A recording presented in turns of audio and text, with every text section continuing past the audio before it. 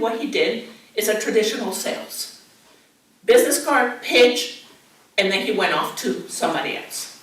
And I know we've all experienced this. If you're out doing networking, you're experiencing this.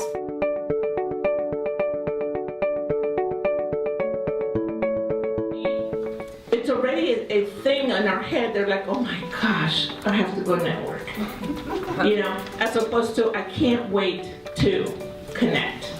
Is connecting the same as networking? They're thinking that the buzzword is networking, because that's, as professionals, we want to do, is we want to network, we want to communicate with business owners, we want to communicate with our peers, and we think of it as networking. But actually, it's the connections that create that business synergy. It's the connections that create and build that energy that in turn can turn into business.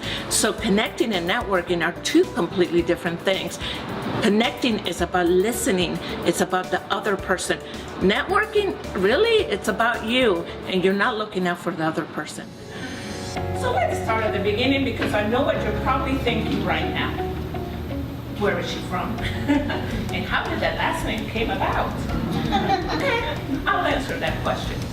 It all started with an handsome American Jewish man that was stationed in Quito, Ecuador, where he met a lovely Ecuadorian Catholic woman. They fell in love, they got married, and then about a year later, Shanna is born. And to be honest, it was safe, and I felt comfortable.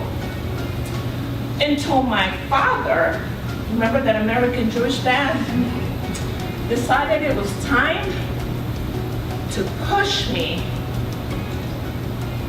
out of my box and sent me to Mississippi State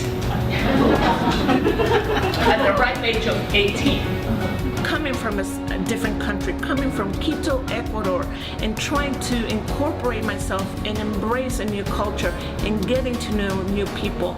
The only way I knew how to do it is by truly connecting, but understanding who they were, what their culture was, what brings them together, what makes us the same as opposed to what makes us different. I am around people that do not look like me. They do not talk like me, and it was a whole different culture. I did not fit in. I felt like people were stereotyping me, but what I realized was I was also doing the same thing.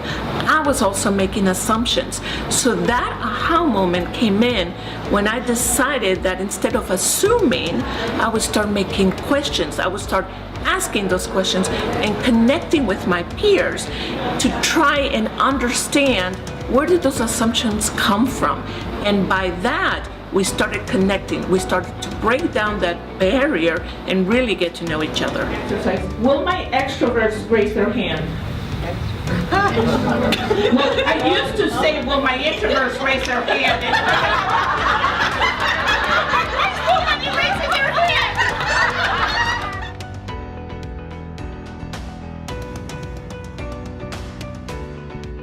Start connecting with the things that you have in common, so that the conversation starts with that, with a topic that's in common, which can then lead into things like, what do you do? Or where do you work?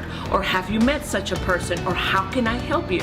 That is an easy way to do it. If you're an introvert, I would say stay away from large crowds. Do it in a one-on-one kind of thing. Go to organized events that will help you break the ice.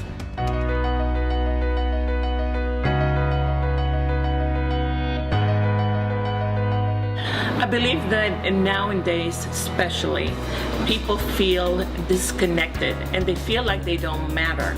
And it's because of social media, it's because of busyness, it's because of things that are happening in our world.